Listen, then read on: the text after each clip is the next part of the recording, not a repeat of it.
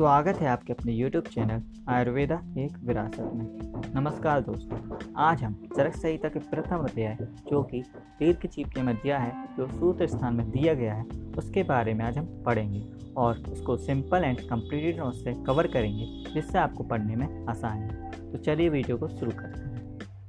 Video को शुरू करने से पहले आज हम विषय प्रवेश के बारे में थोड़ा पढ़ लेते हैं। तो इसमें लिखा गया है कि हे भगवान पुनर्वसु आत्रेय और आपके शिष्य अग्निवेश द्वारा रचित अग्निवेश तंत्र, जिसके प्रति संस्कृता आचार्य चरक, जो आज आयुर्वेद के जनक माने जाते हैं, उनके चरक संहिता में वर्णित यह ग्रंथ सर्वोपयोगी रहा, जिसकी कल्पना मात्र भी मेरे लिए पाप है। आपके द्वारा रचा गया यह ग्रंथ मानव जाति के लिए कल्याणकारी रहा। मैं सौरभ उस मानव जाति का ही एक अंश हूँ, जो आज इस ग्रंथ को सादर प्रणाम कर इस ग्रंथ में आपके द्वारा रचित ज्ञान को प्राप्त करने की इच्छा प्रकट करता हूँ। भगवान आपके चरणों में अपना शीश रखकर यह आशीर्वाद चाहता हूँ कि जिस प्रकार आपने अपने प्रिय शिष्य अग्निवेश को ज्ञान दिया था, उसी प्रकार यह ग्रंथ मुझे ज्ञान प्रदान करे, और यह आशा करता हूँ कि यह ग्रंथ मेरे जीवन काल में भी कल्याणकारी रहे। अध्याय प्रथम, दीर्घजीप्यम अध्याय। इसमें सूत्र स्थान में 30 अध्याय दिए गए हैं। निदान स्थान में इसमें 8 अध्याय दिए गए हैं। विमान स्थान में इसके 8 अध्याय दिए गए हैं और इंद्रिय स्थान में इसके 12 अध्याय दिए गए हैं। आज हम सबसे पहले सूत्र स्थान पढ़ेंगे। तो इस सूत्र स्थान में 4 अध्यायों को 7 वर्ग में रखा गया है, जिससे कुल अध्याय 4/7 28 अध्याय हो जाते हैं। बाकी 2 अध्यायों 29-30 को 8वें वर्ग में रखा गया है। 7 वर्ग में 4 अध्यायों को रखने के कारण इसको चतुष्क कहा गया है। अतः 7 चतुष्क इस प्रकार हैं। पहला है भेषज चतुष्क, इसमें 1 से लेकर 4 अध्याय हैं। दूसरा है स्वास्थ्य चतुष्क, इसमें 5 से लेकर 8 अध्याय हैं। तीसरा है निर्देश चतुष्क, इसमें 9 से लेकर 12 अध्याय हैं। चौथा है कल्पना चतुष्क, इसमें 13 से लेकर 16 अध्याय हैं। 5वां है रोग चतुष्क, इसमें 17 से लेकर 20 अध्याय हैं। 6वां है योजना चतुष्क, इसमें 21 से लेकर 24 अध्याय हैं। और 7वां है अन्नपान चतुष्क, इसमें 25 से लेकर 28 अध्याय हैं। बाकी 29-30 अध्यायों को संग्रह हृदय में रखा गया है। 8वां है संग्रह हृदय, इसमें 29-30 अध्याय हैं। अब बात करते हैं आयुर्वेद अवतरण की। तो चरक संहिता के अनुसार सबसे पहले आयुर्वेद का अवतरण ब्रह्मा जी ने किया, फिर उनसे दक्ष प्रजापति ने, फिर उनसे अश्विनी कुमार ने, फिर उनसे इंद्र ने, फिर उनसे भरद्वाज जी ने, फिर उनसे आत्रेय पुनर्वसु और उनके शिष्य अग्निवेश, भेल, चतुकर्ण, पराशर, हरित और क्षार प्राणी ने आयुर्वेद का अवतरण किया। त्रिसूत्र 3 होते हैं। पहला होता है हेतु, दूसरा होता है लिंग और तीसरा होता है औषध। तो पहला होता है हेतु, तो इसमें 4 बताए गए हैं। पहला है सन्निकृष्ट, दूसरा है विप्रकृष्ट, तीसरा है व्याभिचारी और चौथा है प्रधानिक। तो पहला है सन्निकृष्ट। इसमें बताया गया है कि रोगों के पास का जो कारण होता है उसे सन्निकृष्ट कहते हैं। जैसे वातादि दोष रोगों के सन्निकृष्ट कारण होते हैं। दूसरा है विप्रकृष्ट, रोगों के जो दूर का कारण होता है उसे विप्रकृष्ट कहते हैं। तीसरा है व्याभिचारी, जो दोष सभी रोगों का कारण होता है उसे व्याभिचारी कहते हैं। जैसे कुपेत दोष सभी रोगों का कारण होता है। चौथा है प्रधानिक, इसमें विष अर्थात विष सेवन से सभी की मृत्यु होती है, अतः यह प्रधानिक कारण माना जाता है।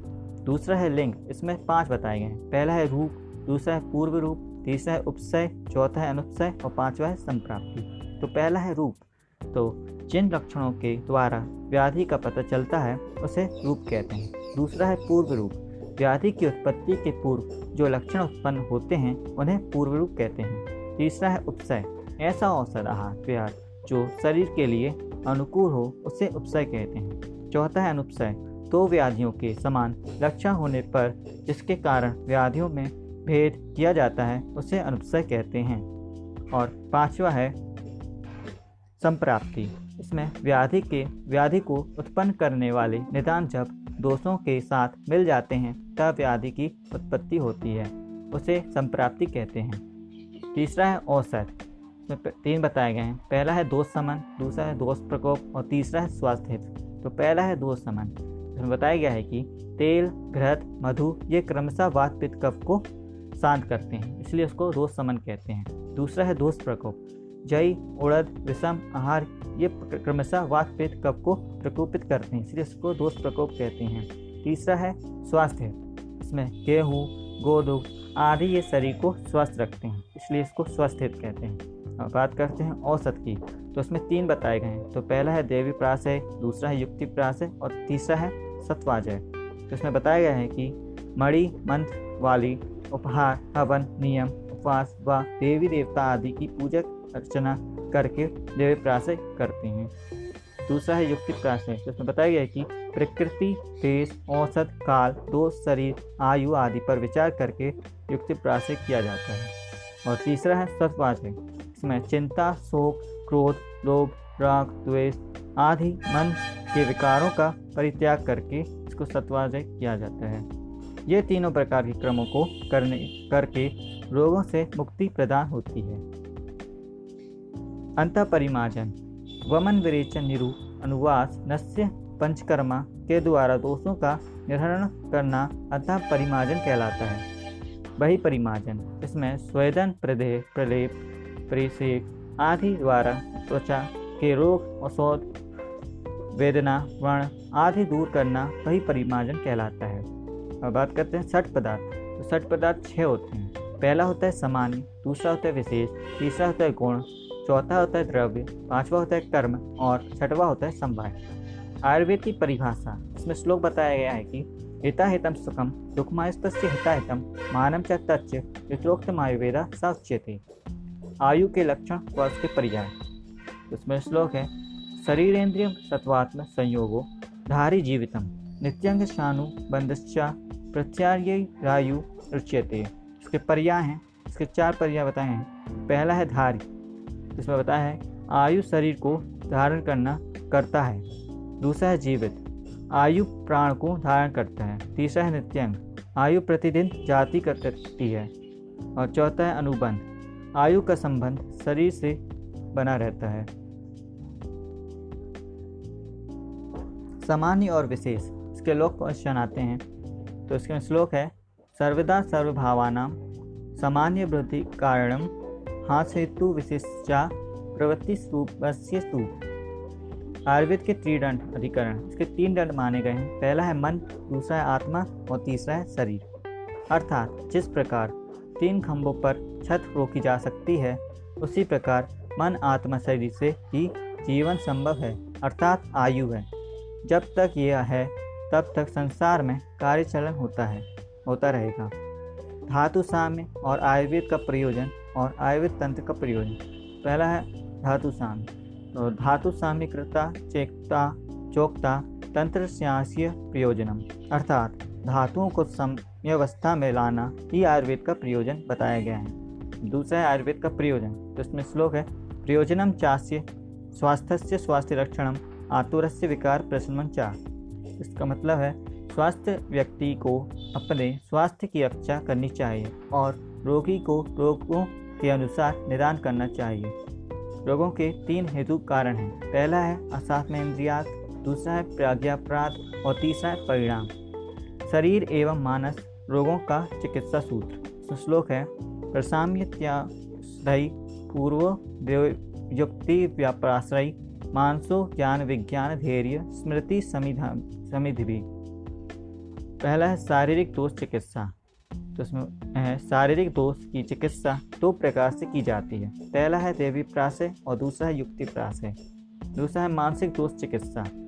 मानसिक रोगों की चिकित्सा ज्ञान विज्ञान धैर्य स्मृति और समाधि से की जाती है। श्रेष्ठ चिकित्सक का लक्षण, जो वेद प्रत्येक पुरुष की परीक्षा करके देश काल के अनुसार औषधियों का प्रयोग करना जानता है, उसे उत्तम वेद जानना चाहिए।